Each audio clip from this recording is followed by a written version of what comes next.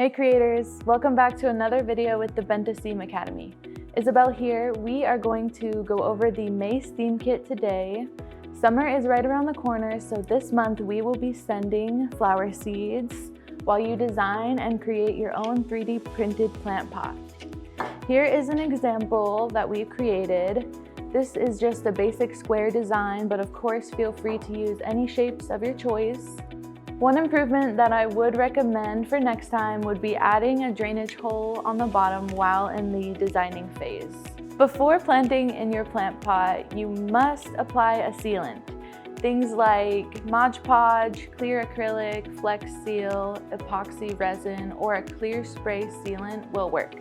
Thank you for joining me today. I hope you have fun designing and have fun planting. We will see you in another video soon, and as always, keep creating.